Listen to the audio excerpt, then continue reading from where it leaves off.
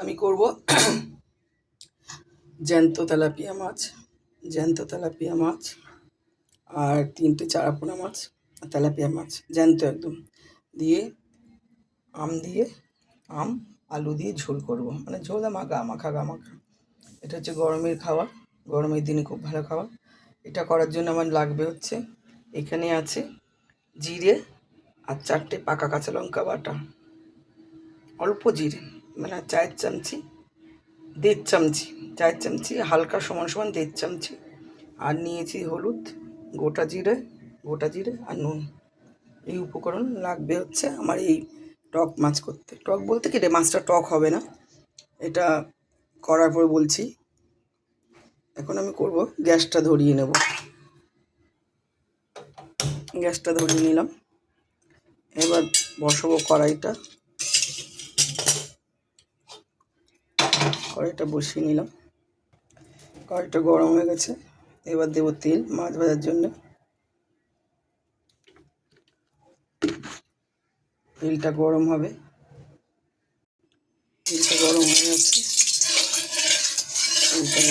এবার দেবো মাছটা।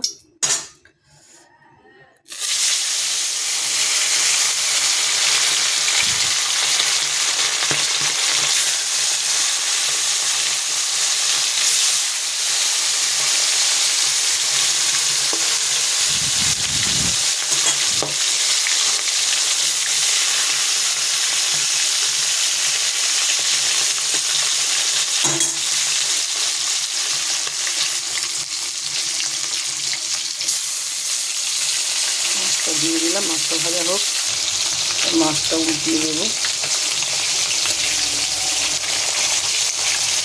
হয়ে গেছে ওই দিকটা।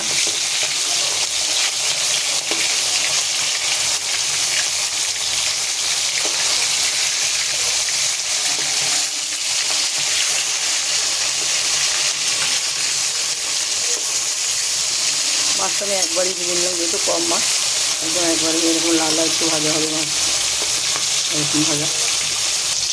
মাছটা হয়ে গেছে, ঠিক করে আমি তুলে নেবো মাছগুলো সব একে একে।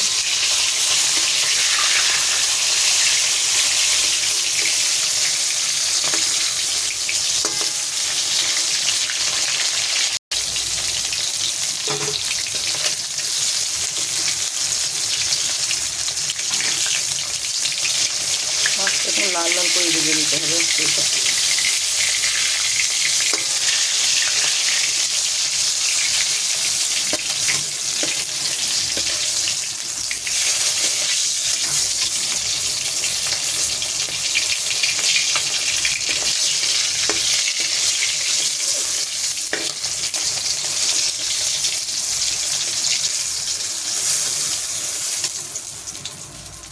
নিয়েছি মাছটা তুলে, এবার যেটা করবো এই তেলে দিয়ে দেবো জিরে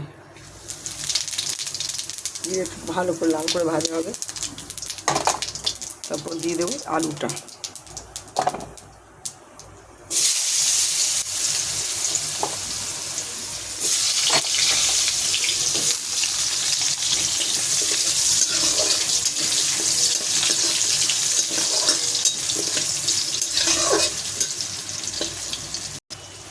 এরপর যেটা করবো এই গ্যাসটা ধরিয়ে নেব।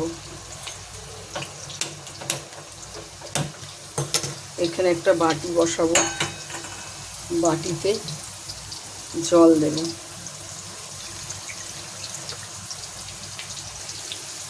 এটার মধ্যে দেবো একটু হলুদ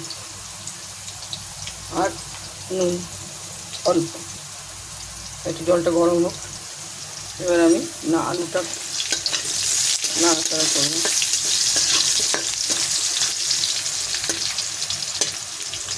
এবার দিয়ে দেবো আমি এই যে জিরে আর লঙ্কা বাটাটা আছে, এটাই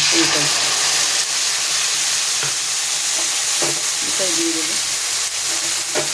এরপর দিয়ে দিলাম হলুদ পরিমাণ মতো, নুন দিলাম পরিমাণ মতো,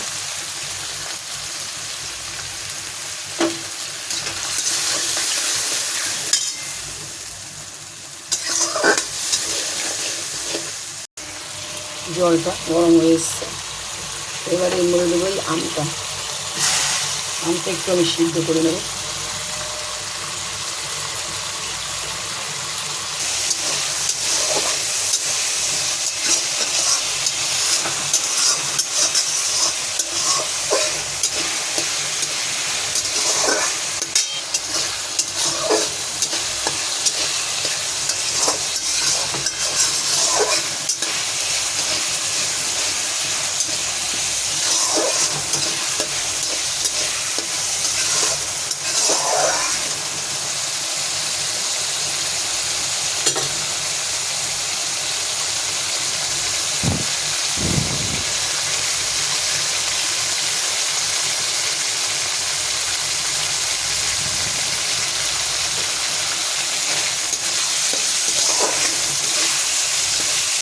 মানে বন্ধুদেরকে সেলাই জানেন তো, বাটি দেওয়া জল একটু দিলে ভালো হয়। এটা একটু বসাবো, তেলটা ছাড়বে।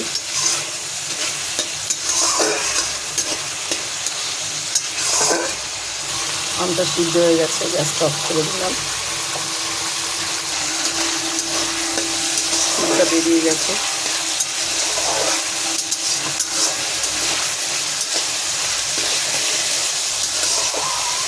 দেখুন কালারটা কত সুন্দর হয়েছে।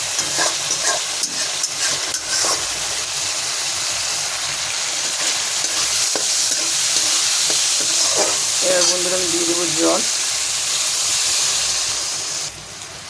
কষানো হয়ে গেছে।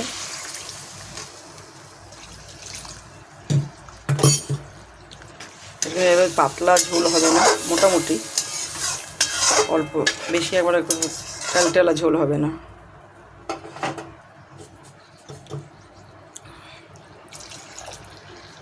দিয়ে দিলাম, এটা ফুটবে। এবার জল দিয়ে দিলাম, এটা ঢাকাটা দিয়ে দিলাম, এটা ফুটবে, এটা ঢাকা দিয়ে দিলাম। এবার ঢাকনিটা খুলব।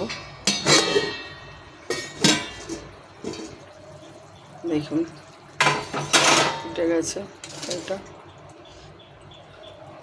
আলু সিদ্ধ হয়ে গেছে। এবার আমি একটু গ্যাসটা বাড়িয়ে দেবো, তারপর দিয়ে দেবে সিদ্ধ করা আমটা। এটা হচ্ছে জলটা কিন্তু দেওয়া যাবে না, জলটা কিন্তু আমি ফেলে দিয়েছি। এটা শুধু সিদ্ধ করা আমটা দিয়ে দেবো।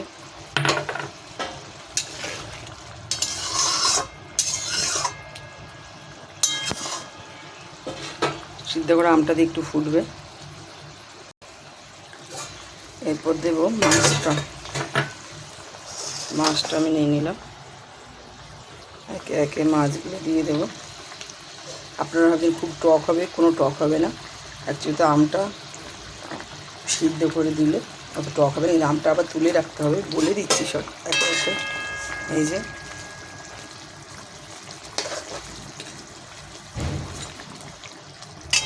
এটা একটু ঝোলটা একটু ফুটবে। আমরা যেরকম মাছের ঝোল খাই এরকমই হবে, অন্য টকও হবে না।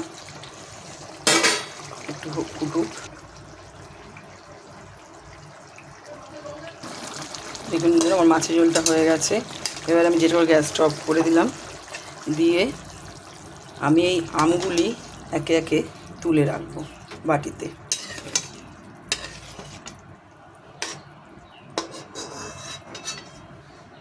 দেখুন আমি আমগুলি তুলে রেখেছি বাটিতে। আর 2-1 পিস হয়তো আছে, ওতে কোনো ব্যাপার না, টক হবে না তরকারি। কারণ এটা কোনো রকম তরকারি হবেই না যে খুব টক হবে বা কিছু। এটা আমটা দেওয়া হচ্ছে, এটা হচ্ছে তোমার গরমকালে এটা মানে একটা করে আম পাতে নিয়ে ভাতের সঙ্গে মেখে, এটা কিন্তু যেরকম আমরা মাছের ঝোল এরকম ঝোলটা হবে, কিন্তু কোনো টক হবে না, বেশি নর্মালি হবে, কোনো টক হবে না। কিন্তু যদি আপনি আম পাতে মেজে আমটা পাতে মেখে নিয়ে খান তাহলেই আপনার টক হবে। আর আমরা এটা খাই হচ্ছে পাতে সাইডে আম রাখি, ভাতের সঙ্গে ঝোলের সঙ্গে ভাতটা মেখে খাই, কিন্তু এটা কোনো আঁশটা গন্ধও হবে না, কোনো কিছুই হবে না। আপনারা অবশ্যই একবার করে খাবেন, দেখবেন ভালো লাগবে। ভালো লাগলে একটা লাইক কমেন্ট শেয়ার করবেন অবশ্যই। দেখুন ঝোলটার কালার কী এসছে, ভালো এসছে। অবশ্যই বানিয়ে খাবেন, খেয়ে দেখবেন কেমন লাগে। আর এই যে আমটা সাইডে রাখলাম, এটা যখন খাবো ভাতের সঙ্গে মেখে খাবো। এটা হচ্ছে গরমকালের হালকা খাবার। আমরা গরমকালে আমি সবসময় নর্মাল খাবারই করি, ঠিক আছে, যাতে খেয়ে লোকে অসুস্থ না হয়। এই খাবারটা করে অবশ্যই একদিন করে খাবেন, খেয়ে কেমন লাগে লাইক করবেন, শেয়ার করবেন, কমেন্ট করবেন, অবশ্যই অবশ্যই।